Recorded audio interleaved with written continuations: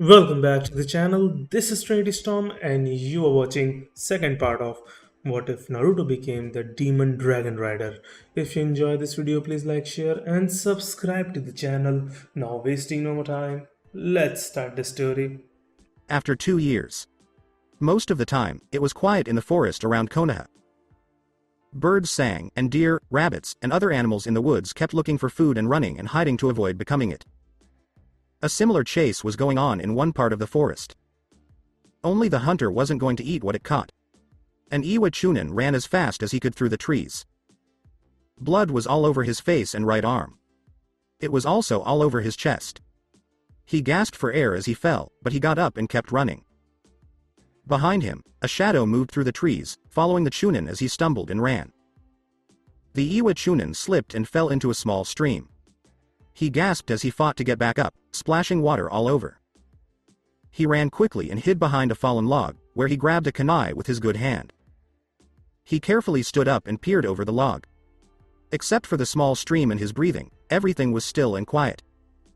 He looked for a few more minutes before he sighed and sat down. Elle lost her, he said in a relieved whisper as he slowly got up. As soon as he stood up, a pair of kunai hit his kneecaps, piercing and breaking them. Two shuriken hit him in the chest, knocking him off his feet and making him fall over the log. He screamed in pain as blood poured from his legs, chest, and mouth. Someone fell out of the trees and landed in front of him. He lifted his head slowly while grunting in pain. His blurry vision caught his attacker. The figure was a young woman wearing dark blue pants that fit her well, a black sash around her waist, and a long-sleeved top. The top was open from the neck to above her chest, so you could see that she was wearing a mesh shirt underneath. She wore dark blue sandals on her feet and black ninja gauntlets on her forearms that went from the back of her palms to just below her elbows. She had holsters for kunai and shuriken on her thighs. Her lower face was covered by a dark blue mask with a black mouth that looked like a demon's mouth. Her indigo hair was pulled back into a long braid, and a blue headband that looked like a bandana was wrapped around it. Even though the metal was dull, the Konoha symbol still shone brightly in the middle of it. She slowly reached over her shoulders, where she had a custom double sheath holding a pair of hilts. The hilts were wrapped in blue cloth, and on each one was a white Hyuga symbol. She pulled the blades out, and two hook swords fell out. Each one had the words, "Innocence Lost," written in kanji along the flat of the blades. As the girl got closer, the Iwa ninja shook out of fear. He said in a whisper, "The blue demon." The girl looked at him from below. Her eyes were lavender, but they were as cold as ice, which made them look almost white. As she walked up to him, she looked at him. Fear made him cry out. "PP please. Have mercy." She looked at him, then suddenly dropped to one knee and stabbed him in the chest with the point of one of her swords. Hinata Hyuga whispered to him, "I don't show mercy," as the life began to leave his eyes. In a south-facing clearing. As she looked around the clearing, Kurenai Yuhi let out a sigh. Since Naruto's death was made public 4 years ago, Team 8 had been through a lot of hard times. Hinata had gone missing and then returned as a cold person. She no longer smiled or talked much, and it seemed like all she did was train. Hinata had been like a little sister or daughter to her, so this change hurt her a lot. Kiba and Shino found it strange and a little hard to work with Hinata because she now seemed to assert herself during missions and mostly focused on beating their enemies instead of supporting and helping them. She still did her job, so Kurenai didn't have much to say, especially since Hinata had just become Junin. But when she looked around and saw the 3 dead Iwa shinobi, she could only sigh and wish again that Naruto had stayed in the village. Soon, Hinata came back, and she didn't care that there was blood on her clothes. She took a drink of water from a canteen while her face mask was pulled down. She put the canteen away as she said, "I got the 4th one and left him where I found him." Team 8 had been sent to one of their border outposts to bring supplies. Things between Konoha and Iwa had been getting worse lately. Iwa shinobi had been bothering border posts on both their side and Suna's side of the border. Team 8, now called Team Kurenai, was sent to resupply one of the major border posts when this team of Iwa shinobi attacked them. Shino and Kiba were both standing off to the side and quietly talking. Kiba said impatiently, "I'm telling you, man, Hinata is going to kill herself if she keeps going like this. We need to talk to her." Shino gave a head shake. "Kiba, we've been trying for almost 4 years. Hinata has shut herself off from everyone. Even Kurenai-sensei and her sister Hanabi, who were the closest to her, can't get her to talk. Kiba growled. If Naruto had just stayed in Konoha, this wouldn't have happened. When a kunai hit a tree near him, he turned around and saw Hinata looking at him. Don't talk like that about Naruto-san. He went on a training mission because he was told to. If he hadn't, he would have been arrested for treason, she told him as he came over and pulled the kunai out of the tree. Kiba just gave a pale nod. Hinata turned away. Kurenai-san, we need to keep going. We have to get to the border post. Kurenai just nodded. She said, okay, let's switch teams. Kiba and Sino nodded, and after Hinata, who had taken the lead, they moved on. As she went on, Kurenai sighed again. Konoha. Sakura sighed softly as she sat down in front of the memorial stone. She spent a long time looking at one name on it. Naruto Uzumaki Namikaze. The now Chunin Kunoichi turned around and saw 3 logs behind her. She slowly stood up and straightened her red sleeveless top, black shorts, and white skirt that looked like an apron. Under her red cloth headband, her short pink hair moved a little in the wind. She walked up to the logs and gently touched the one in the middle. It was here that Team 7 came together. Here was where a fangirl, a serious avenger, and a very active Jinchuriki had joined forces. She shut her eyes and let the memories come back to her. Naruto. I apologize. I'm sorry about a lot of things. I really want to tell you. As she turned and started to walk away, she thought. It seemed that Naruto's death had an effect on Konoha as a whole. The whole village seemed to have less light and happiness. But those closest to him were the ones who felt it the most. Rock Lee and his sensei both seemed to have lost some of their usual energy. They both said that Naruto was the youngest person they had ever met. Now, Lee, a Chunin, paid tribute to him by wearing an orange Chunin vest and changing the fabric of his headband to orange. Both the loss of the person who helped him change for the better and the change that his cousin made had a big effect on Neji. He had been training and talking with her to try to be a better cousin to her. But Naruto's death made Hinata's heart hard, and she didn't care about anyone else now. Now that he was a Junin, he had to comfort Hanabi and take care of Hiyashi, who was drinking every night. Kiba had started to play jokes, so the sad Konohamaru Corp decided to play a joke on the village. As their mark, they always left a blonde fox with a grin. Shino hadn't changed much, but when Naruto's name was brought up, he stiffened up. He also seemed to be more friendly with the other people. Both Ino and Tenten were sad about Naruto's death, especially when they heard what he had been through. The 2 Chunin Kunoichi felt especially sick because the shop where Tenten worked had offered discounts on weapons if they were used against the demon brat. Ino felt sick because her mother always yelled about Naruto and said he should be arrested or killed. Choji was heartbroken when his friend who ate ramen with him died, and he stopped going to Ichiraku for a while because it hurt too much to remember the times they spent there. Shikamaru was sad because Naruto was a good friend. Like Choji, Naruto had been Shikamaru's counterpart. Naruto was loud, active, and not all that smart. Shikamaru was quiet, lazy, and smart. Shikamaru was saddened by the death of his friend, and it made him pay more attention to his training than he had before. When Naruto died, Kakashi was completely broken up about it. When he gave up Naruto for Sasuke in the Chunin finals, he knew he had been a bad sensei. After that, he had sworn to teach Naruto everything he could. But the Suna Auto invasion had spread their forces thin, so he would try to train Naruto whenever he had the time. Now, he realized there was no way he could ever make it up to Naruto. Even worse, Naruto had been raised by his sensei, who was like his father, after his dad died. He felt stupid because he hadn't seen it. Now, he was spending more and more time just staring at the stone. Iruka, too, was very saddened by the death of his younger brother. As soon as the academy year was over, he moved to field duty and quickly got better at what he did until he reached the rank of Junin. After Naruto died, Ichiraku Ramen had to close for a short time. In honor of Naruto, the place was painted orange and blue when it finally opened. A memorial plaque had been put up at the entrance, and now anyone who called Naruto the demon brat, monster, or anything else was thrown out. Jiraiya was found guilty of killing a civilian, but because he was so strong, the civilian council only sent him away from Konoha for a year. Jiraiya never went back to Konoha, even after the banishment was over. He still sent in messages, but since then, no one had seen the Toad Sage. Tsunade was drinking a lot again, and this time it was even worse than before. There were times when she drank so much sake that she passed out and didn't wake up for hours. Shizune tried to cheer up her teacher, but it didn't work. Sakura held back her tears as she turned around and went back to town. She had a shift at the hospital and had to get there. Since Naruto died, the civilian council and the shinobi elders have taken advantage of Suade's grief to get more power while she is focused on her loss.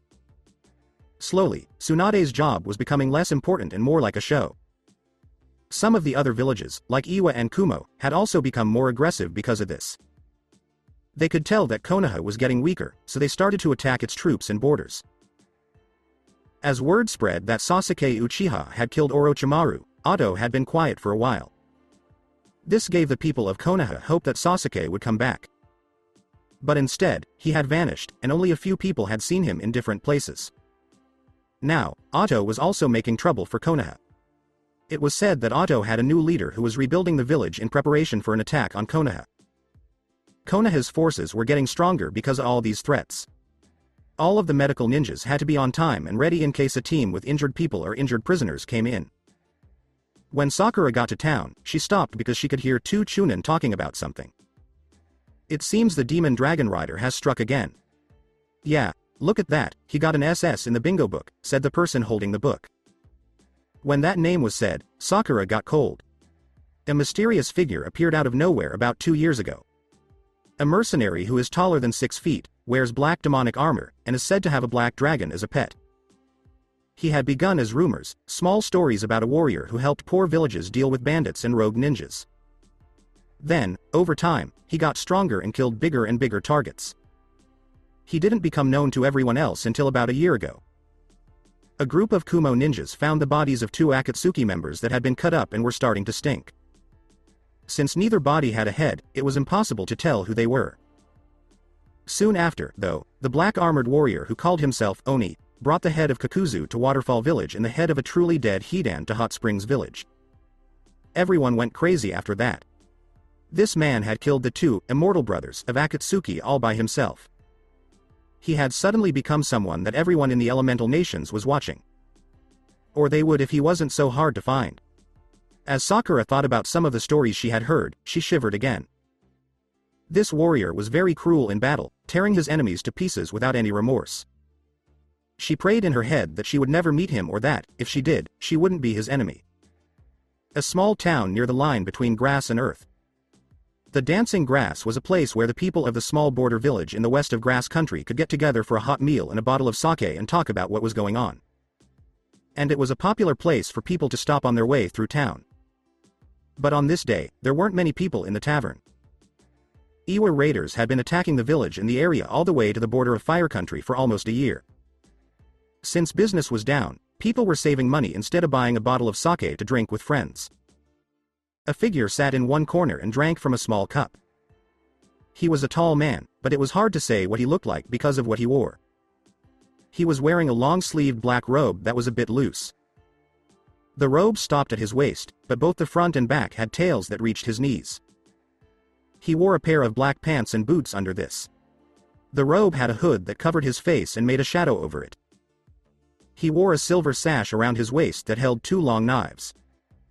On his arms, he wore a pair of hardened leather bracers.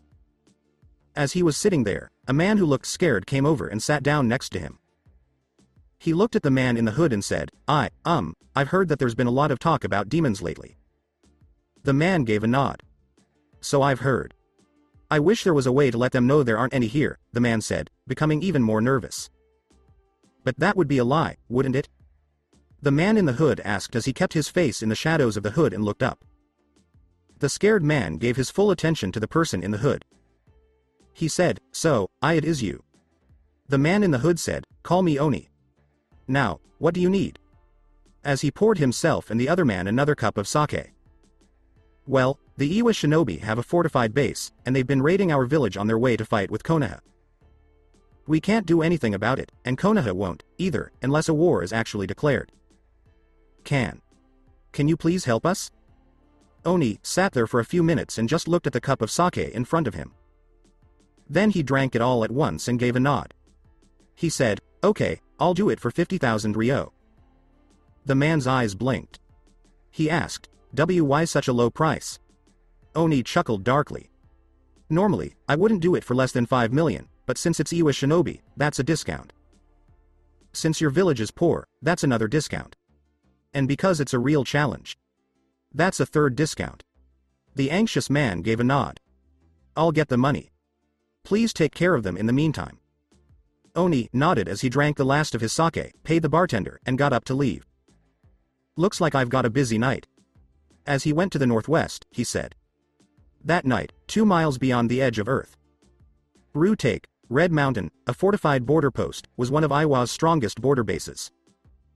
It was in charge of a canyon pass, which was the only major way in or out of Southeast Earth country.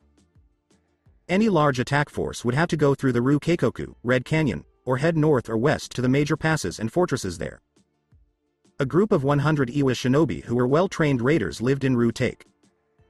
They would often attack villages and borders of countries next to them, steal supplies, and then cross back into their own country. The base was a big deal in and of itself. It was built on a large section of the Red Rock Canyon walls that stuck out. The walls of the fortress were 50 feet high, and there was a tower at each corner. The main barracks were in the middle of a large courtyard. Raku Katai, who had fought in the Third Shinobi War, was their leader. When Minato Namikaze killed more than 500 Iwa shinobi in less than 5 seconds, the Yellow Flash was born. He was a young Chunin at the time and saw it happen. Now that he was 35, he was a Junin, and he was proud of the 100 Iwa shinobi raiders in his task force. He was also very happy with his 2 favorite things. One was the red katana at his side, which had a swirl on the handle as a guard and another swirl on the sheath. And the person who had owned it before. He went into his private room, where his second thing was waiting for him. As he walked over to the chained woman, he said, "Hello, Shiribu, slave." She was wearing rags, and under them you could see seals that blocked and drained chakra. She had long red hair that had been cut roughly at one point because it was getting out of shape. Even though one of her eyes was black and the other was swollen and almost shut, you could still see that they were brown. She shook a little and bowed her head. She said in a barely controlled voice, "Hello, Katai-sama." As he got closer to her, Katai smiled. "I still see some defiance in you, Shiribu," he said as he began to stroke her face. "Maybe another beating will change that," he asked. As the woman lunged at him, barely held back by her chains, he quickly moved away. She yelled, "I'll kill you, you fucking pig. I'll kill every last one of you damn IWA nins." Before being hit in the back and falling to the floor, Raku stood over her and gave his hand a slight shake. "You damn B***tch, maybe I should try something else to break your spirit. I know your last 6 masters have failed, but I won't. Tonight, we'll see how well you scream," he said as he turned away and went to his office to work. The woman lay there and slowly pushed herself up as she took deep breaths. She was shaking and a little bit crying. Minato-kun. I apologize. I'm sorry I wasn't strong enough to. I just want Naruto to be okay. She sat down slowly and started to cry quietly. Away from the fort. As they walked around the walls of the fortress at night, the guards on the walls shivered in the cold. They weren't very careful because they thought that if one of their enemies had started to march against them, they would have heard about it. Even a sneak attack would have a hard time taking them because they were on the side of a canyon and had a lot of people and defenses. It would take at least 400 ninjas to take the fort. Or a Sannin-level opponent who is very sure of himself. The sentries didn't see the black dot moving towards them in the sky because they were sure that their defenses were better than anyone else's and it was dark. A huge black dragon flapped through the air high above. It moved almost silently through the cold night air, and only the moonlight could see the ground below. And there was a black armored figure on its back. The figure was dressed in a black chainmail shirt with long sleeves and chainmail pants. On top of this, he wore a black tabard with silver trim around the shoulder openings, neck, sides, and bottom. On the front and back, he had a silver dragon emblem. Black steel plates with loose rivets covered his shoulder, and black metal gauntlets with sharp claws covered his fingers, hands, and forearms. His legs were covered in black greaves, and each knee had a single spike sticking up. His feet were covered with black sabinots, and each one had 3 claws. His head was hidden by a black helmet in the shape of a cylinder. The front of the helmet pointed down, and the top sloped inward. The helmet had 2 openings for the eyes and a lot of holes for breathing where the mouth would be. The helmet looked scary, with silver eyes that looked like dragon eyes and a growling mouth painted over the eyeholes and mouth area. From the front of the top of the helmet to the back, there was a row of spikes. A pair of back wings with flared tips came out from the sides and went over the back of the helmet. The helmet of the armored figure turned toward the fortress, which looked like a napkin to it. He turned around to look at his dragon. The figure said in a deep, demonic-sounding voice, "Guess it's time for my entrance." As it folded its huge wings and dove, the dragon just seemed to smile. As the two people quickly sped down toward the fortress, the only sound they heard was the wind whistling around them. About halfway down, the dragon rolled, and the person riding on its back let go and fell off. Spread eagle, he flew down toward the fortress as the wind whipped around him. All of a sudden, chakra began to form in the palm of his right clawed gauntlet. It slowly changed into a ball of chakra that was moving around. The figure muttered a few words in a strange language, and the wind seemed to change direction and strength, making the figure spin to the left. He kept corkscrewing and falling toward the fortress while holding the ball of chakra. At this moment, an Iwa Chunin looked up from the cigarette he was lighting in time to see the spinning figure launch the small chakra ball.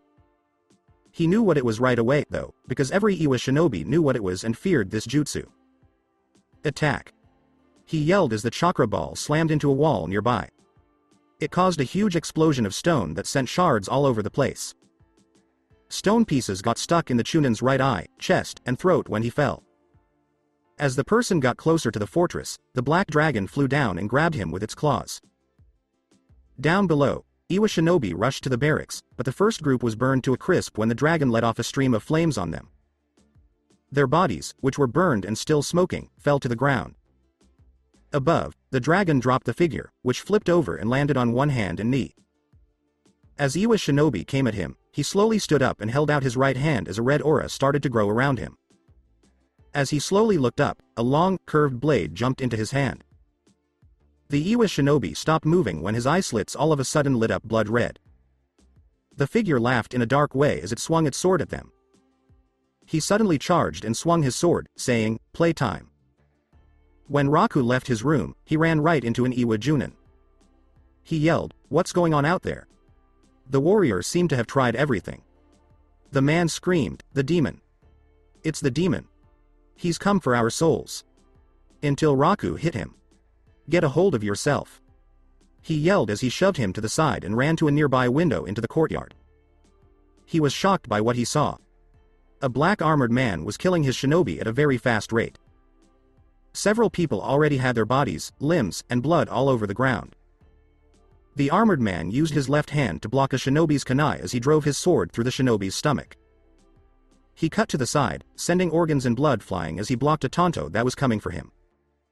He kicked at the person who had blocked him, and the claws on his foot cut open the man's stomach. As he got ready for his next fight, shuriken and kunai were thrown at him from all sides. As most people do, he rolled to one side. The few that did hit were stopped by the armor or chainmail. The armored figure raised a hand and yelled, "Dalpdramer! Death Dream!" The people who had started the attack all stopped at the same time. Then some of them screamed, and they all fell dead. A ninjutsu was thrust at the armored figure, and he turned to block it. He hit the person holding that sword in the face with his elbow, then cut through another ninja who was coming at him with his sword. Then he turned and cut off the head of the first Iwa shinobi. Another Iwa shinobi finished the hand signs for a jutsu and made a huge blast of wind. The armored person turned around, held up one hand, and yelled, "Brisengiar." Black flames shot out of his hand and wrapped around the wind blast, giving it energy and making it stronger. The wind died down, and the flames shot at the Iwa shinobi. He was burned up, and when the fire died out, all that was left was ashes and a burn mark. Raku ran back into the building and back to his room quickly. There, he grabbed the katana and took it out of its sheath. Then, he grabbed the slave woman and cut her chains. He pulled her up and took her with him when he went back out. Outside, the Iwa shinobi were starting to close in on the armored person who had attacked them. One Junin was making hand signs behind the warrior's back when he was suddenly pulled into the air. His lower torso, which had been cut off, flopped down in a spurt of blood as the huge black dragon swallowed the rest of the Junin's upper body and roared into the night sky. The Iwa shinobi broke ranks at this point. They didn't want to fight a legendary beast, especially when it was with the demon that was tearing through their ranks. Even as they ran away, the man and dragon kept coming after them. The dragon swung its tail and sent a few Iwa ninja flying. They hit the ground hard. It stepped on another person with its huge front leg, breaking his ribs and making him spit up blood before he died. Raku went outside and saw that his men were hurt and running away. As the armored figure and his dragon turned to face the commander of the fortress, the courtyard was full of dead bodies and body parts.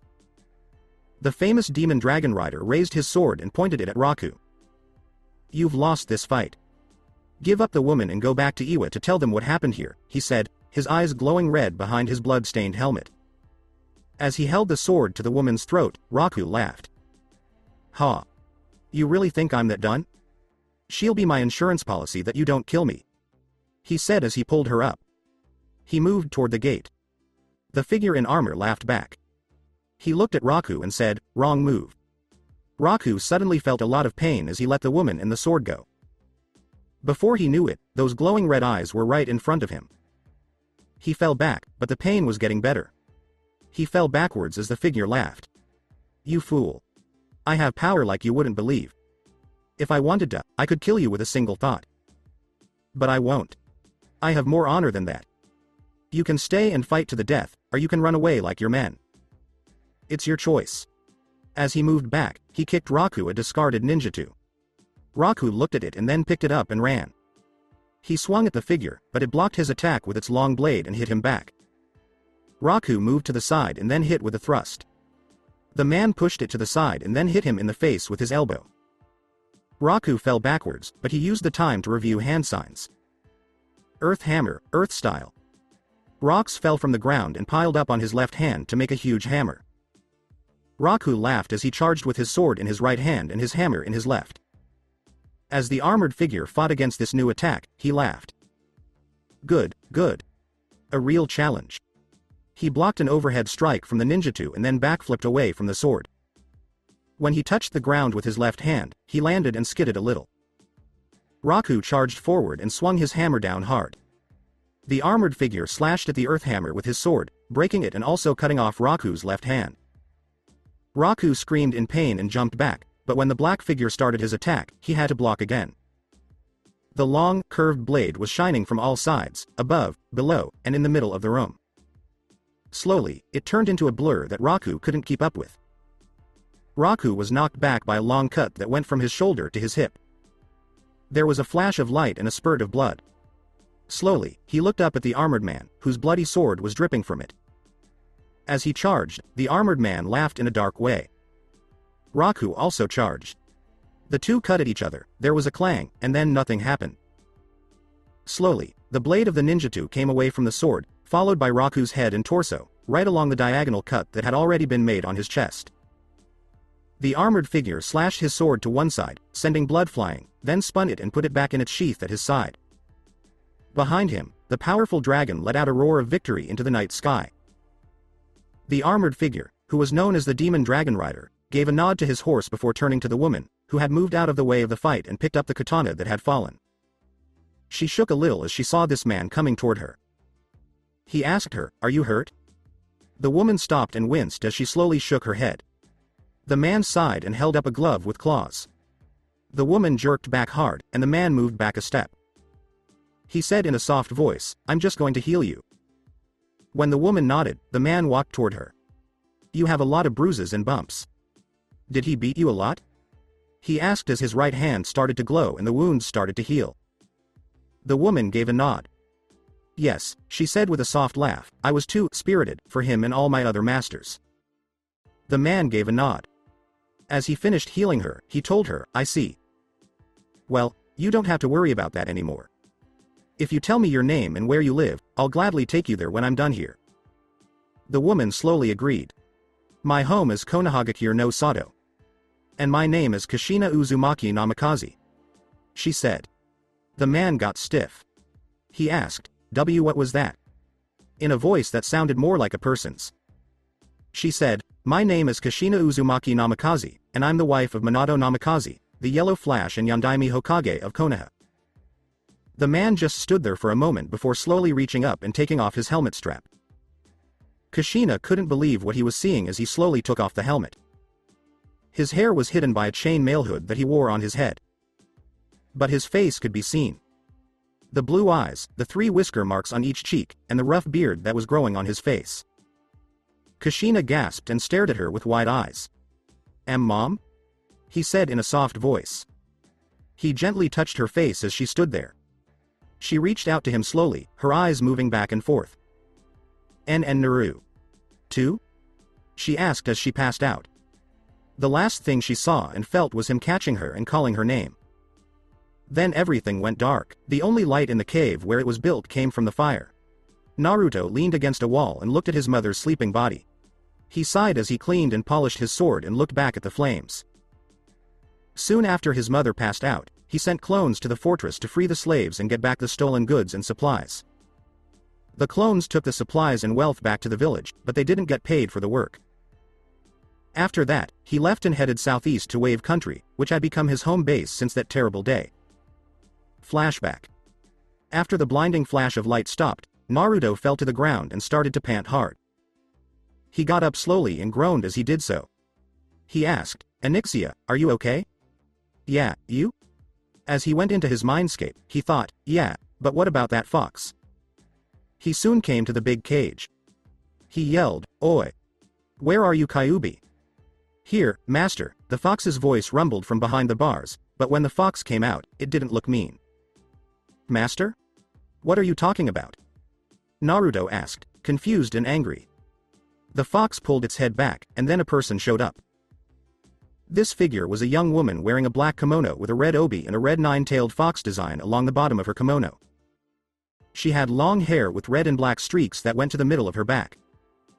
Naruto could tell this wasn't a person because it had fox ears and 9 fox tails. She put her head down. "Since you beat me in battle, Naruto-sama, I am now your loyal servant, even though I don't like the idea of serving a human," she said. "As you've probably guessed, I am the Kyuubi no Kitsune, and..." Naruto asked, "You're a girl?" Kyuubi growled. "Yes. Did you think I was a guy? Can only men be the most dangerous thing on the planet?" She asked, her angry red eyes blazing. Naruto gave a head shake. "No, it's just that the voice sounded like a man." "I don't mind strong women," he said. Kyuubi sighed. "Yes. Well, I'm the Kyuubi no Kitsune, and since you and your dragon beat me in battle, demon law says I must now do everything you say. Since I'm sealed in you, you can also use my power now that I'm in you," she said, bowing again. Naruto groaned. He told her, "You don't need to bow. I know you're only doing it because you have to." Kyuubi stood straight. She said, "Very well, Naruto-sama." Naruto groaned. "Well, can you tell me what I can do right now?" Flashback is over. When Naruto's mother started to move, he was pulled out of his thoughts. He turned around as she started to sit up and her blanket fell off. She started to look around, and then she saw him. "Minato?" she asked with doubt. Naruto gave a head shake. "Sorry, Mom. This is Naruto, your son, right?" he whispered. Before she went over to him, Kushina's eyes slowly got bigger. She asked softly, with tears in her eyes, "And Naruto? My little baby?" Naruto nodded, and she hugged him and cried with joy. He hugged her back happily and held her tight. Anixia was happy and grumbled as she lay near the cave. Mother and son just hugged for a few minutes. She finally stepped back.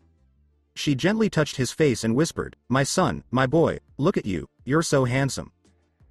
She asked, "You're getting a beard?" Naruto nods and touches the short hair that is growing around his chin and lips. He was happy. He said softly, "I've always thought I'd look good with one." She was happy. "Naruto, you look so much like your dad, but..." "Wait, you're the demon dragon rider?" she asked, suddenly remembering how she had met her long-lost son for the first time. She asked, "What? What happened? How? What's going on in your life?" Naruto groaned. He said softly, "It's not exactly an easy story." Kushina blinked. But. Your dad. He made sure that if something happened to me and him, you'd be taken care of," she whispered. "The Hyuga and the Inuzuka were supposed to look after you." Naruto nods. He took a deep breath. "I know. They were supposed to take care of me. Let me start from the start." And that's what he did. He told her everything. How he grew up not knowing who his parents were or what he had to deal with, how the orphanage kicked him out on the streets when he was 5, how he was shunned, ignored, and sometimes beaten, and how most of the people who hurt him were from the Hyuga clan and were led by Hiyashi Hyuga. He went on to his academy years, where he was mostly alone and didn't have many friends. Most of his teachers either didn't pay attention to him or tried to stop him from becoming a ninja. At this point, Kushina was furious. Her friends, the people she had trusted, had turned against her and Minato, even if they didn't know they were doing it. Naruto went on to graduate, learn about Kyuubi, and join Team 7. His mission was to Wave Country, which was where they were at the time. He met Haku and made his Nindo.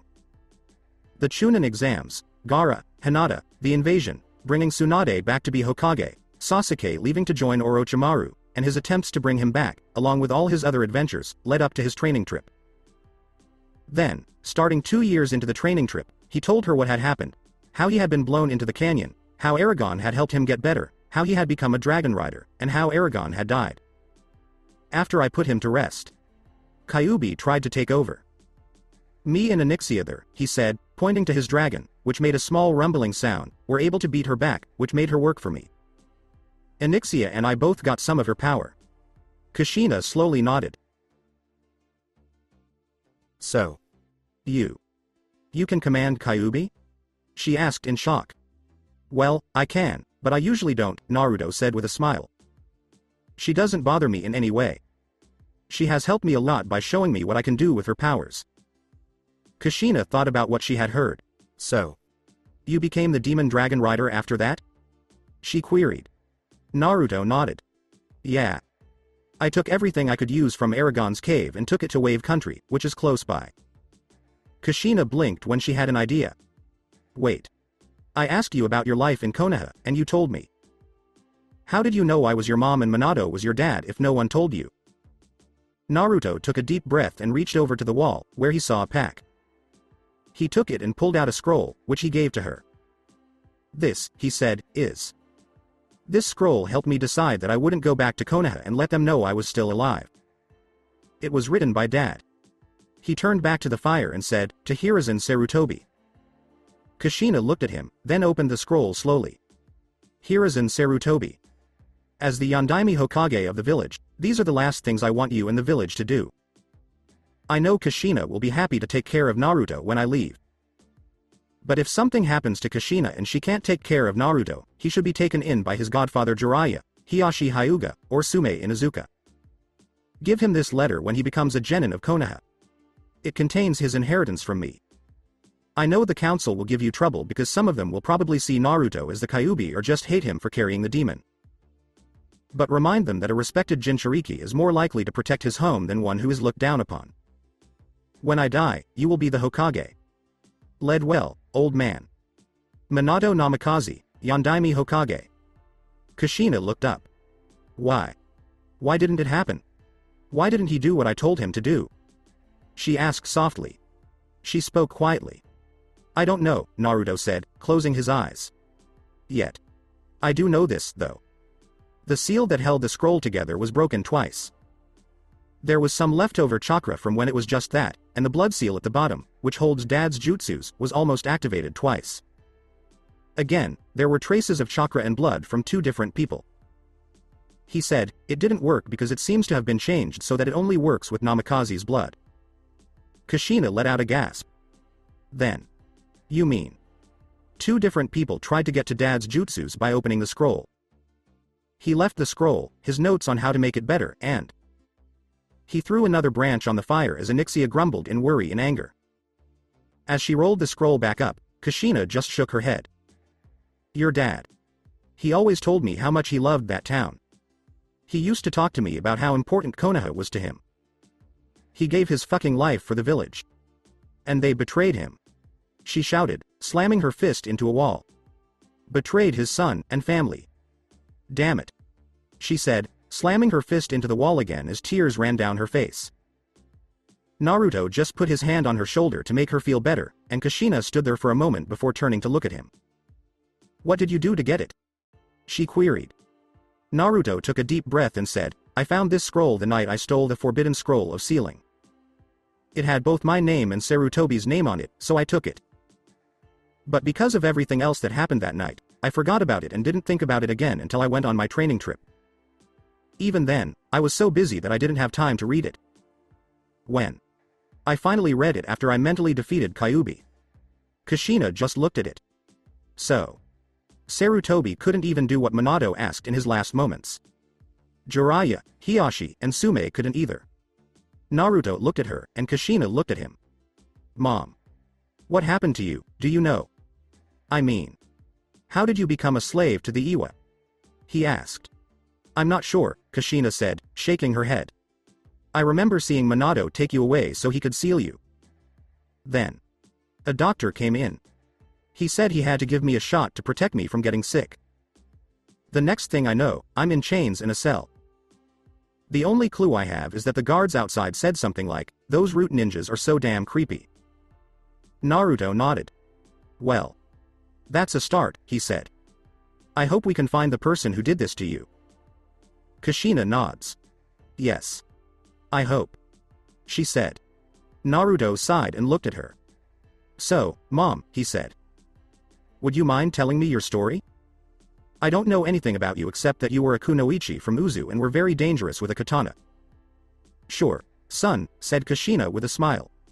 She sat down and took a deep breath. I'll tell you everything. Of course, I was born in Uzu. My mom was a Chunin kunoichi and my dad was a blacksmith. I was their only child. My mother died on a mission when I was young, and my father died when I was a teenager. He just got so sad that he really did leave. I went to live in an orphanage. The next year, I joined the academy and quickly proved to be, well. The polite word was interesting. I liked to play tricks, was loud, and was a pain. And yet, I was one of the best students in the class anyway. Enmu Sendo, who was at the time one of the best Junin and Kenjutsu masters in Uzu, took me on as an apprentice when I was 9. Kushina smiled as memories flooded her mind.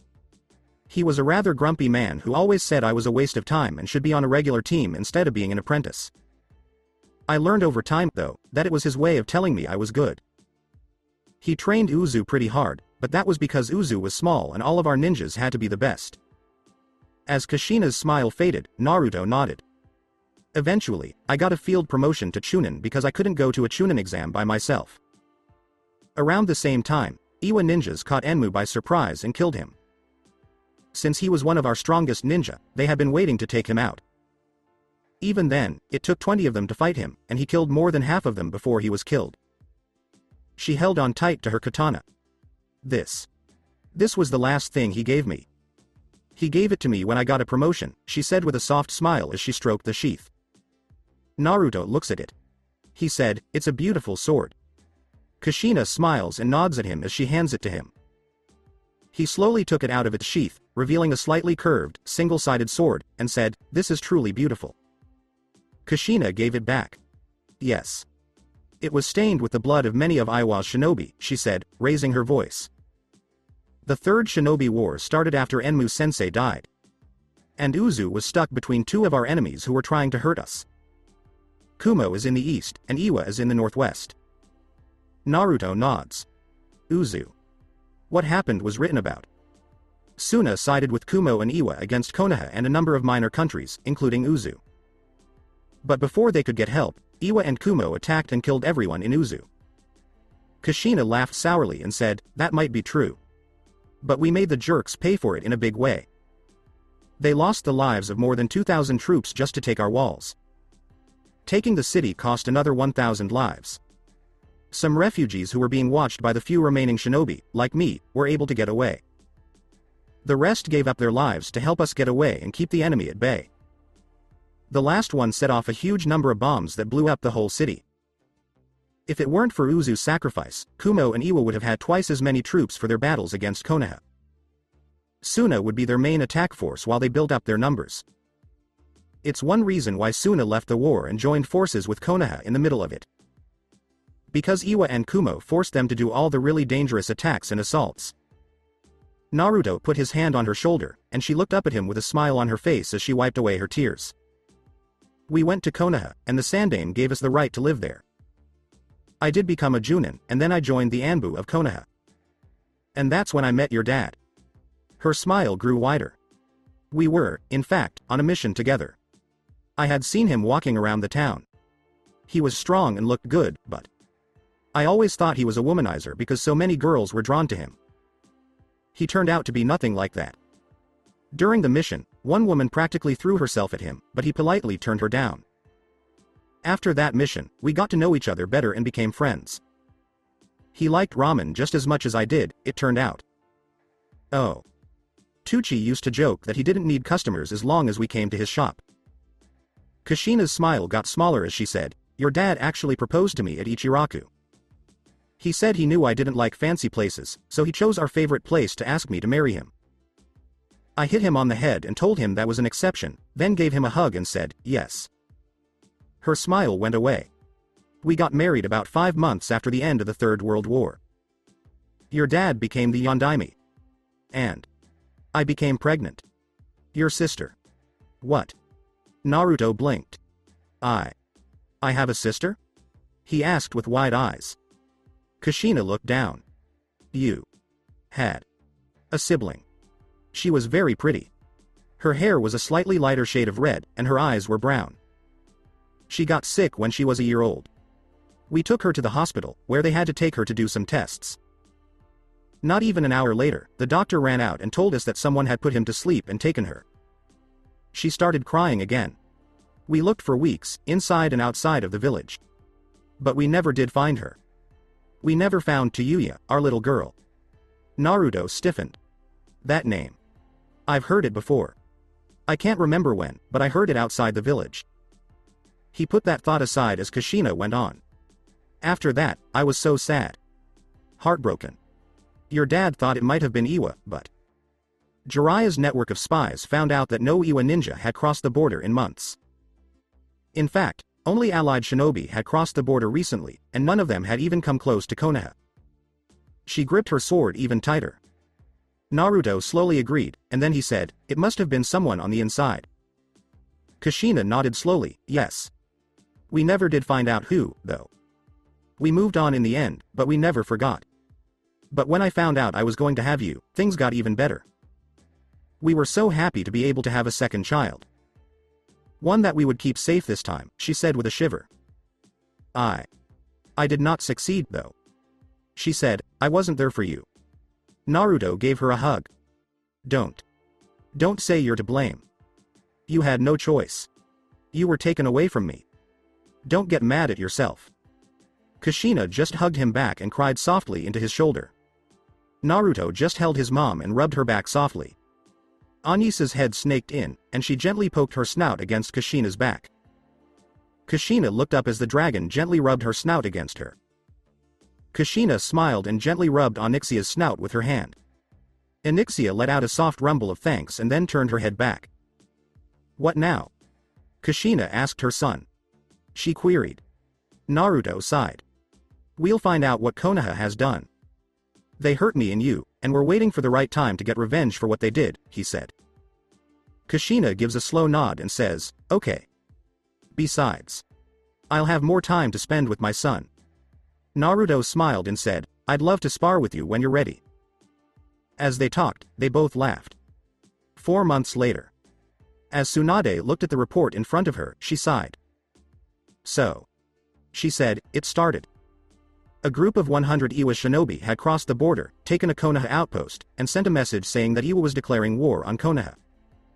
Kumo and Otto were on their side, but their new leader was still a mystery. She sighed.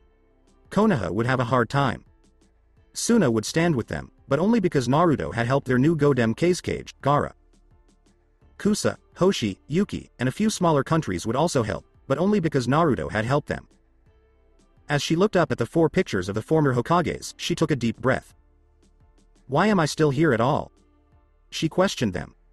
She looked down, snapped her fingers, and an Anbu appeared. Gathered the council. We need to get ready for war. Hinata had just finished her daily kata practice with her twin hook swords. She put both blades away and held up her left hand. With a practiced movement of her wrist, a hidden blade popped out of the sleeve. She smiled and put it back in.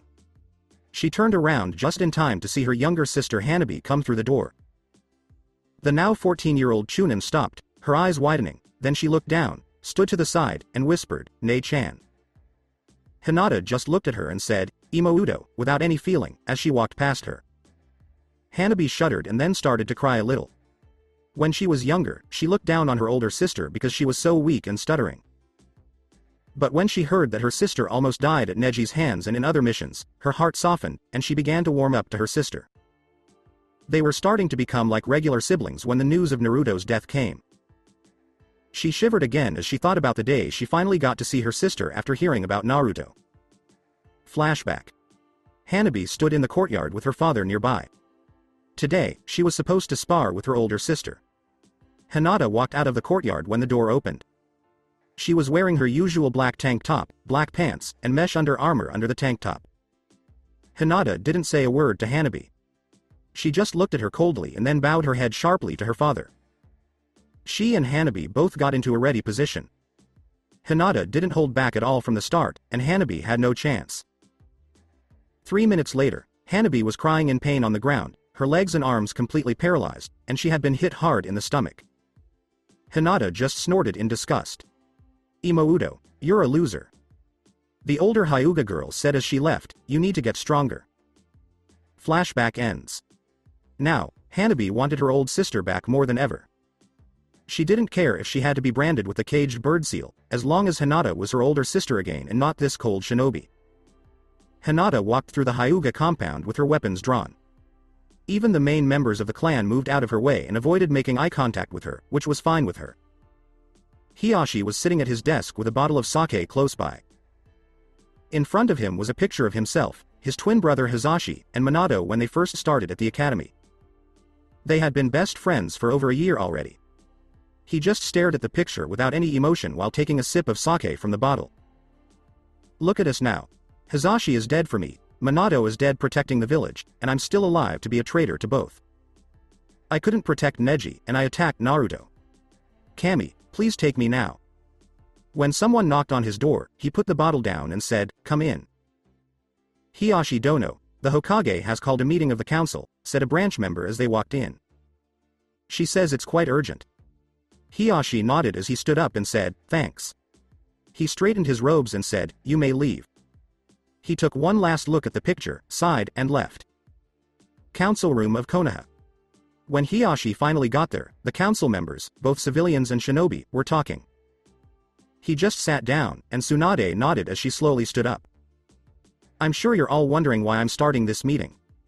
Just now, I heard some bad news. A group of Iwa shinobi crossed the border and attacked one of our outposts 4 days ago. Then, they sent out a message saying, Iwa, Otto, and Kumo have declared war on Konoha." Danzo finally spoke up. "If that's the case, then I suggest we gather our forces and get ready," he said. "I, of course, offer the use and support of my personal security force in the defense of the village itself." "I'm afraid that's not enough," Tsunade sighed. "Iwa and Kumo have been building up their forces for months, and Otto is said to be stronger than ever. Not only that, but Kumo still has 2 well-trained Jinchuriki under their command." She looked around and saw that some people were sad and others were angry. "Perhaps we wouldn't be in this situation if the Kyuubi container had been properly trained, as I suggested," Danzo said, giving Tsunade a hard look with his good eye. "Let's see Danzo," Tsunade glared back. "Should the son of our greatest hero be given to a warmonger like you so he can be turned into a mindless drone who would fight only for you and not for Konoha? Or should he be trained like a normal shinobi and learn the values of teamwork, friendship, and patriotism, making him one of the best shinobi this village has?" She said, "I think I'll go with the second." Danzo growled, but then stepped back. Tsunade looked around and said, "Our situation is not good. Suna is one of the villages that is helping us. But that's not enough, especially since all those villages will also want to defend themselves, and all those villages are only helping us because of one person, Naruto. They might not be as helpful as they would be if he were here. That's why I think we should hire some extra help." "This is a good idea," Shibi says with a nod. "Who will we hire, though? We can't hire ninjas who have gone missing, and most mercenary forces can't compete with well-trained shinobi." Tsunade took a deep breath and sighed. "There is one. One that I, Jiraiya, or Orochimaru might not have been able to beat. Someone we could possibly hire to help us. The rider of the demon dragon." Homura finally stood up and asked, "You want us to hire him?" There were murmurs around the table. In the bingo book, he is a target with the rank SS. Why would he give us a hand? Shikaku nodded. No, she's right. He's not a missing nin, though. If we can hire him, he will make our team much stronger. You remember all the stories and rumors we've heard about what he did to Take. Danzo began to nod along with the others. Tsunade looked around and asked, "Are we all in favor?" She asked, and almost everyone raised their hands. She nodded. Okay, that's fine. I'll send a group to try to find him. I hope they can find him quickly, she said. After that, the meeting turned to making plans for war. 2 weeks later, along the border of Fire and Wave. A small group of thieves smiled as they looked at the things they had stolen during their raids. They had a lot of treasure, but the prize was the young woman who was tied up and laid out near the fire. She wore a long skirt and a blouse, which was a simple outfit. One of the men gave her a dirty look. He asked, "So, when do we get to break her in?" This made the woman shiver and cry, but the gag on her mouth made it hard for her to be heard. The leader grew angry. You know we get more money for virgins, but that doesn't mean she can't know how to please a man and what it feels like to be pleased. All of the men laughed, but the woman shivered. The leader looked at her and then gave a nod. Don't touch me, but otherwise, have fun. The other men laughed, and one of them went over to her. He hit her in the face when she tried to get away. Shut up, chick. All you can do now is cry when I make you feel good, he told her as he ripped open her blouse. He reached for her bra-covered chest, but a kunai came out of nowhere and stabbed him in the chest. He fell back and screamed in pain as the other thieves jumped up and pulled their weapons. A voice with a dark sound rang through the trees. I used to think that bandits were the worst people on earth, but rapists are even worse. You shouldn't have raided so close to our house. As the leader yelled to the trees, the thieves laughed. You cowards, come out and fight. As he said this, a metal spike shot out of the trees behind him and went through his neck. As he gurgled and bled from his mouth, his eyes got bigger. As he fell to his knees, he grabbed the spike with his weak hands. One of the bandits, who had a bow, turned to see where the spike had come from, only to scream as wire wrapped around him and pulled him up into a tree. The remaining bandits made a circle and scanned the area with their eyes like crazy. There seemed to be dark laughter all around them. The voice said, 7 little thieves. I wonder who will be next. One thief fell with his throat cut open, and there was a sudden scream and a spurt of blood. A sudden flash of black made another thief drop to his knees and look at the big hole in his chest. One of the thieves got scared and ran away, but another metal spike, this one in his back, stopped him. The 4 thieves who were still alive looked around wildly. It has to be him, one of them said in a whisper. As the voice laughed, the other 3 shook. Oh. Did you figure it out? A person in a black robe fell from a tree. As he held it out, the almost 5-foot-long sword in his hand glistened with fresh blood. Now, you 4 have a choice. I get more money if I turn some of you in alive, so you can either surrender or join your friends. The 4 remaining thieves looked around, put their hands up, and dropped their weapons quickly. The person in the robes smiled. The figure said, good choice. Senshu, Bo, Zetsume, Death, come out. 2 figures fell from the trees almost right away. One figure looked young, but it was hard to tell because the person was wearing a cloak. The hood was pulled up over their face, and combat wraps were used to cover the bottom half. The person in the cloak was carrying a crossbow that looked pretty cool. The metal bow part had hooks sticking out of the ends of it. The other person was a woman with long red hair that almost reached her legs. She was wearing a pair of black shorts and a long-sleeved red top that was off the shoulder. Her face was covered with a red hunter nin mask that said, red, and, death, in kanji on each cheek. On her back, she had a katana scabbard with the sword inside. She let go of a piece of ninja wire that she was holding in one hand. As she did this, the bandit archer's body, but not its head, fell to the ground. That fell right in front of one of the bandits who was still alive. The person in the black robe came up to the woman, who had wrapped her torn shirt around her chest to hide it. It's okay. We're here to help, he said softly as he took the dead bandit's jacket and put it on her. She quickly shut it and then gave him a hug. She said in a whisper, thank you. Thank you for coming when you did. The figure did nothing but nod. He helped her stand up and said, thanks. Now let's get you back to your family. Senshu had tied up the bandits who were still alive, and Zetsume had cut off the heads of the rest to prove that the bandits were dead. Wave's main town. The three people had taken the robbers and their heads to the local bounty office. The girl had been taken home by someone else. The three people then went toward a small house on the edge of the village. Senshu came in first. He pulled back the hood of his cloak to show his black hair. He yelled, "Mom, I'm home," as he hung up his cloak and crossbow near the door. The moment he said that, he was given a big hug. "I'm so glad you're safe, Inari," said Tsunami as she gave her now 14-year-old son a tight hug. Behind them, Naruto and Kushina laughed as Naruto took off his hood and Kushina took off her mask, showing that she was wearing a headband. The symbol on the headband was a swirl made of 8 lines. This showed that it was from Uzugakure no Sato. Tsunami looked at both of them in the eyes. She started yelling at them, "How could you bring him on such a dangerous mission?" Until Inari touched his mom's arm. "Mom, I need to do this. If I want to join the village militia, I need to be able to fight and know what it's like to kill someone. Please, I'm home, I'm fine." She sighed as she gave him another hug. "Oh, I know. I just worry about you so much out there." At that moment, Tizuna came in. Tizuna was the bridge builder that Naruto and Team 7 fought for almost 6 years ago. He hugged his grandson and said, "There you are, kid." He looked up at Kushina and Naruto and said, "Kami, I swear you look tougher every time you go out. Everything go okay?" Naruto sat down and gave a nod. "Not a chance. We scared them and made them cry. They never had a chance." Tizuna smiled as he took a bottle of sake from his bag. "That's great."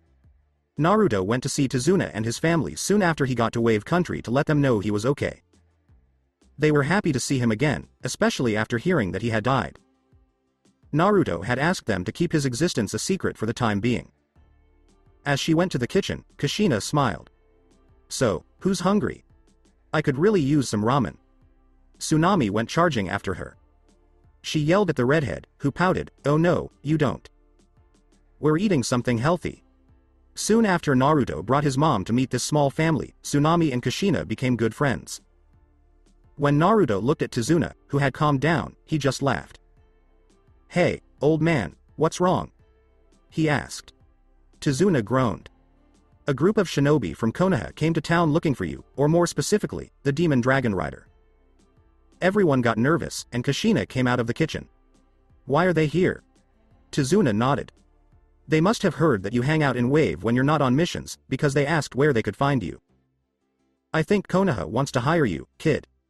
Naruto gives a slow nod. "It probably has something to do with the war. Iwa, Otto, and Kumo are all allied against Konoha. That's not good, especially since, from what I've heard, all of Konoha's allies are only with her because they remember me." Kushina sat down. She said, "I don't know what you want to do, but we could go to Kiri and hide there for a while." Naruto inhaled deeply. "No, I think we should take them up on their offer." Everyone opened their eyes wide. "But, Naruto, after all that has happened to you, why?" asked Inari. Naruto took a look at all of them. "Because Konoha needs to pay for what they've done, and there are still people there who are important to me. Also, Mom and I need to take back what is ours, including getting revenge on the person who sold my mom into slavery and doomed me to a life of misery." Kushina hugged Naruto. "He's right. This is the only way we can move on. Besides, I have some harsh words for some of my friends," she said with a growl. Tizuna slowly nodded. "From what I've heard, the Konoha shinobi are staying at the local inn. They shouldn't be too hard to find." Naruto nodded. "Thanks, we'll eat and then go see them," he said. "But I'm not ready for the world to know that I'm still alive, so for now, they'll just call me Oni." When Tsunami walked in, she put food on the table and gave her a nod. She said, "Then let's eat and enjoy this night." Local inn. As Shikamaru lay back on his bed, he sighed. Troublesome Hokage. Why was I the one she had to send? Shikamaru was on the team from Konoha that was sent to look for the demon dragon rider. His friend Choji, Shino Aburame, and Hinata Hyuga were the others. All of them were under the command of Kakashi Hitaki. The team had been told what they knew about the pattern of the mercenaries' appearances. Most of the reports came from people who had worked with him before. None of them knew where he went when he was done, but most of them said he always flew south or southeast depending on where he was coming from. So, the team went to the remote country of Wave to start their search. They had been told not to make this warrior angry in any way. Their search had not gone well so far. Most people didn't say much about the topic, which just proved to Shikamaru that their target was in Wave, or at least that the country had a lot of support. He stood up and went downstairs to the inn's tavern. There, he ate and drank with his current teammates. Kakashi looked up as he sat down. I had my ninja dogs do a bit of patrolling in the woods. They saw something strange moving toward the southeast. It wasn't a person. It was something reptilian. Shino agrees. So it makes sense that that would be the best place to look first. Choji looked at Hinata. He asked, have you been able to see anything strange? As she looked at him, she blinked. She snapped, don't you think I might have, I don't know, said something if I had seen something strange? Choji jerked back. She went back to her sake and drank quite a lot of it. At that moment, the door opened and a shadow fell on the floor. The whole tavern went quiet. The Konoha ninja looked up. A tall man in black armor that looked demonic stood there, turning his head slowly as he looked around the inn. He walked in slowly and went to the bar where the owner was serving drinks. He got close to the man and whispered something. The man answered and pointed to the Konoha ninja. The person in armor turned around and looked at them. As he walked toward them, the black holes in his helmet lit up red. When he stopped and stood over them, everyone tensed up. He looked at each of them and said, I heard Konoha was looking for me. Is it to hire me or to kill me? Kakashi finally spoke. He held up a scroll and said, we were sent by the Hokage to give you this. It was taken from his hand by a black glove with sharp claws that slowly opened it. Even though the helmet didn't seem to move at all, the armored warrior was able to roll it back up in the end. The scroll gives me safe passage into the village, he said. But does it protect me from your council's tricks? He asked. Shino's eyebrow goes up. He asked, exactly what do you mean, sir? The warrior looked at him and then started to laugh, which turned into a deep, dark laugh quickly. He stopped laughing and pointed at Kakashi. And Aburame doesn't see it. Doesn't see the corruption that has spread from the council and caused this mess in the first place? Tell your Hokage that I will come to Konoha with a new friend, but I will not submit to the councils. If they try anything, I will leave, and you will never see me again. Kakashi nodded. I give you my word. The rider of the demon dragon nodded. He turned to leave, but as he did, he heard a voice whispering to the other people.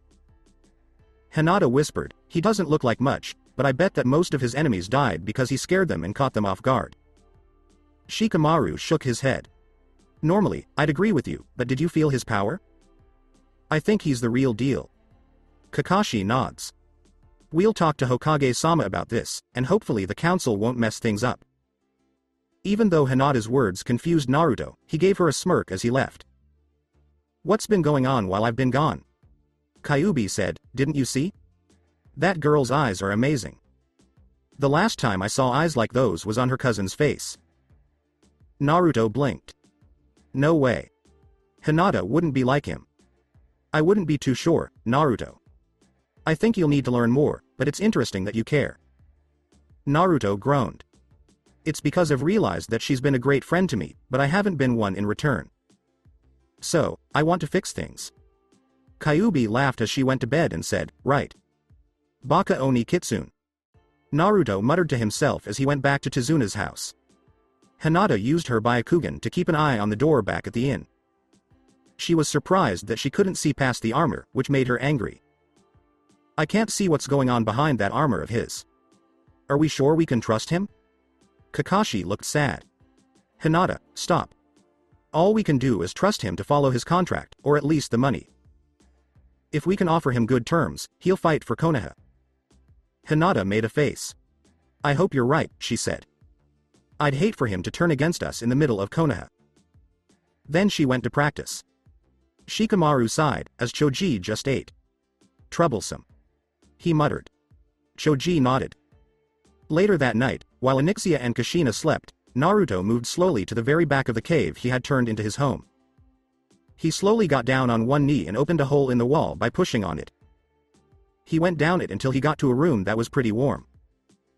The room was always warm because of small cracks that let out steam and warm, moist air. The blue dragon egg was in a small nest in the middle of the circle. Naruto went over and touched it gently.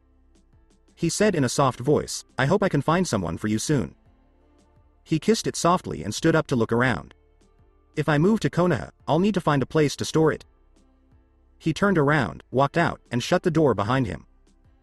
Konoha, 1 week later. As she looked out her window, Tsunade sighed. She asked, "It's been 5 days since they came back. Where is he?" Shizune shrugged. "I wish I knew, Tsunade-sama." As she sat back, Tsunade sighed. "Am I making the right choice?" she asked. Shizune nods. "I think so. We'll need all the help we can get during this war, and... No, I mean... About staying here?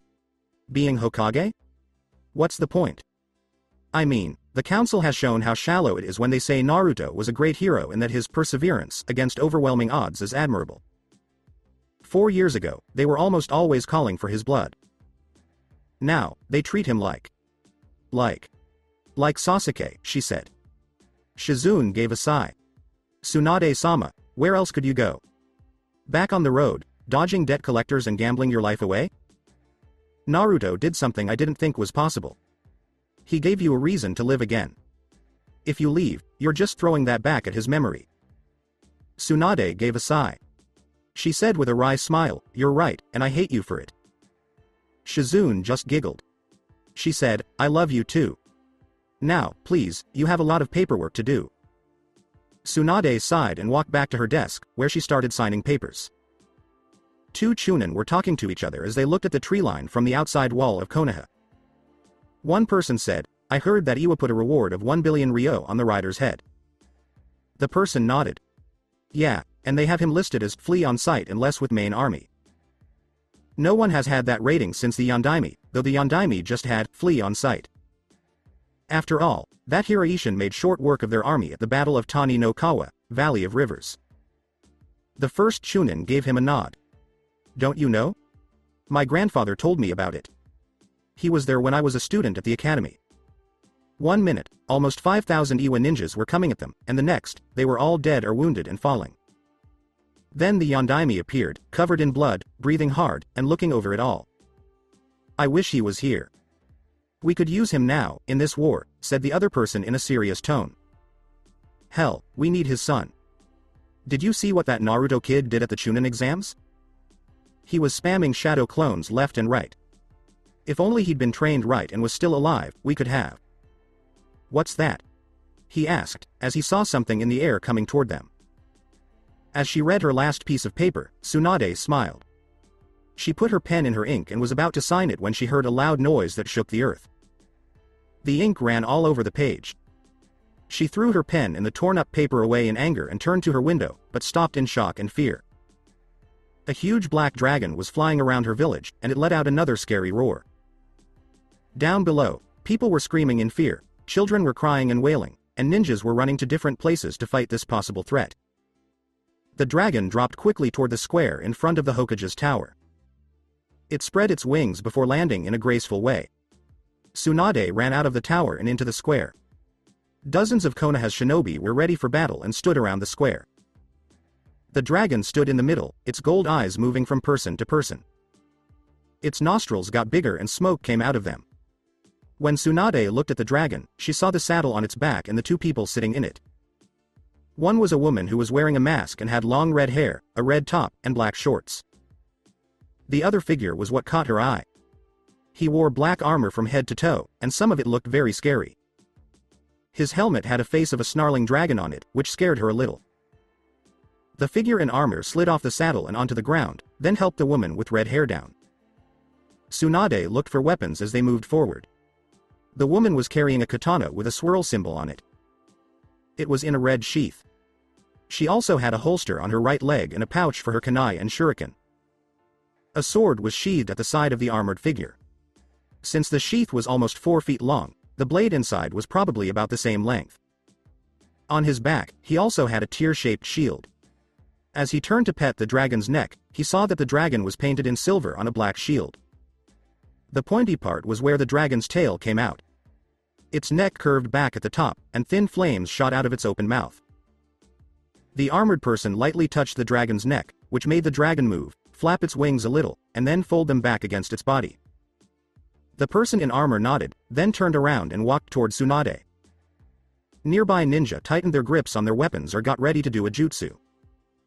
The person in armor and the woman in a mask stopped about 5 feet away from Tsunade. She took a step forward. She asked, "Are you the Hokage?" Tsunade nodded. Are you with the Demon Dragon Rider?" She nodded. She told him, "For now, you can call me Zetsume, and you can call him Oni." Some of the less experienced ninjas shivered when they heard these names. Tsunade nodded. She said simply, "I'm afraid you caught us off guard. We didn't know when you were coming." Zetsume nodded. "Yes, that's right. Now, if you don't mind, we'd like to hurry up and talk about Ona's job here," she said in a simple way. Tsunade nodded. "Of course. I'll gather the council and we'll start right away." Oni looked at Zetsume and said something quietly in her ear. She gave a nod and turned to look at Tsunade. "You have an hour to get your council together. After that, we're leaving." With that, they both turned and went back to the dragon, where they started adjusting the saddle and unloading some supplies. Tsunade turned. As she went back inside, she told everyone to go back to their posts and told Enbu to get the council together right away. Kushina had a look around. "Someone is watching us, and it's not just the ninja in this village. I know. I can feel his influence on some of those ninjas, both in their bodies and minds. Some of them are innocent but have been brainwashed by him. We'll have to save them," Naruto whispered as he finished adjusting the saddle. He looked at Onyxia. She looked around and said, "I'm not sure about this place. All of these buildings smell like people, which makes it hard to find some of them." Naruto nods. "When we go inside, go to the top of the mountain. You'll be able to feel them there. If anything goes wrong, tell me, and I'll come get you." Onyxia nodded in her mind as she gave him a gentle push. He stroked her nose. After 20 minutes, the different council members started to come into the square. Some of them stopped and looked at the dragon for a while before staying far away. When the last one went into the tower, and Anbu was already there. Before he disappeared, he told her, "The council is ready for you." Naruto nods. He asked, "You ready?" Kushina nodded as Onyxia took off and flew high around the Hokage monument before landing on top of it. Naruto and Kushina, also known as Oni and Zetsume, went up the tower to the council room. There, they were both standing in the middle of the room. A half-circle table ran from one side of the room to the other. The open side of the table faced the doors. The shinobi council members sat on the 2 empty chairs to Naruto's left. One for the Namikaze, who used to be a clan but have been getting smaller and smaller over time. The other was the seat for the Uchiha. The civilian members of the council, who were supposed to deal with civilian issues, took up most of the right side. The Hokage's chair, which was bigger, took up most of the space in the middle of the arch table. On either side were seats for the Hokage's advisors. Everyone in the room looked at the 2 people in front of them. One of the civilians finally spoke up. "Hokage-sama, before we start, I think we should be able to see the faces of the people we might hire. I don't think it's fair that they're still wearing masks." Tsunade slowly looked at Oni and Zetsume. "Oni-san, Zetsume-san? It's up to them." Naruto looked at the people at the table.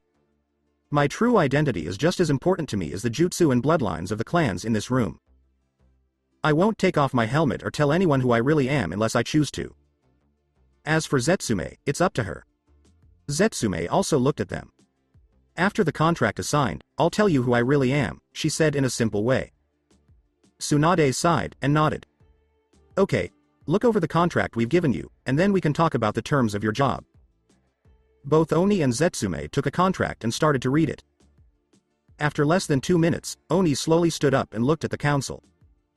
"Is this a joke?" he asked as he put the contract on the table in front of Tsunade. He asked, "Did you even read this, Hokage-sama? Because I'm pretty sure that no mercenary would ever agree to these terms." Tsunade blinked as she took the paper in her hands. "What do you mean, Oni-sama?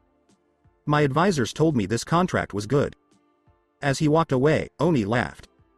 He muttered, "Pathetic." Zetsume put his hand on his shoulder and then took a step forward. "Let me explain, Hokage-sama. Paragraph 2, line 3, says, the demon dragon rider must submit to a mental and physical exam by a doctor chosen by the council. Paragraph 2, line 9, says, the demon dragon rider must pay Konoha 500,000 ryo for housing, with payments to be made every 2 weeks.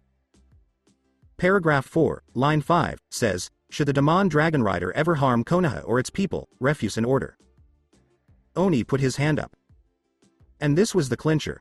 The demon dragon rider will tell Konoha where he got his dragon, help them get one or more dragons of their own, and, if necessary, use his dragon to breed more dragons for Konoha. Before tearing up the contract, Oni looked around the room. Let's get one thing straight. I don't answer to you jerks. Got it? If. And that's a big if now, considering the trick you tried to pull. I decide to work for Konoha, I answer only to the person who hired me, the Hokage. She tells me what to do. She asks me to take mental or physical exams. She tells me where to go, who to fight, and who to kill. Homura stood up. Oni-san, it looks like you don't get it. This is something that affects the whole village, so the whole council has a say in it. Oni looked at him. And you don't seem to understand this. I'm not one of your little shinobi toys. I'm my own man. So if you want my help, you'll listen to my terms. If not, be well, and go fuck yourselves. He said, slamming his hands down on the desk in front of Homura, causing the table to crack and the old man to fall back into his seat. When Tsunade stopped them, most of the council was about to stand up and yell. He's right. We really need help, and having Oni-san here is too good an opportunity to pass up. Shibi Aburame said, the Hokage makes sense when he talks. We must do all that we can to win this war. Even though they complained, the other council members sat down. Oni nodded. Good. Now. My services come to 350 million ryo each month. But I want to add in a bonus should I cause any of the enemy villages to surrender, or ask for a truce, got it? Secondly. Me and Zetsume will be living in a residence she already owns here in Konoha. That residence will be revealed when she decides to reveal her true identity. Thirdly, I will answer only to the Hokage. My dragon will only answer to me, and Zetsume answers only to me, and the Hokage. Next, I retain the right to defend myself against any and all attackers from within this city. Which means, for all of you who are too slow to understand, if anyone attacks me or those with me, or tries to steal from me, I retain the right to deal with them as I see fit. Lastly, I ask that unless I start something, or go overboard in defending myself, I remain immune from any past, present, or future crimes I committed, or will commit against Konoha. Now, you can accept these terms, or you can't, at which point, I leave, and maybe end up being hired by another country, say. Suna? Or Kumo? I hear that despite some of the things I've done to their forces, they would gladly hire me, for what I did in destroying the 2 Akatsuki members invading their turf. The council members started to talk with each other.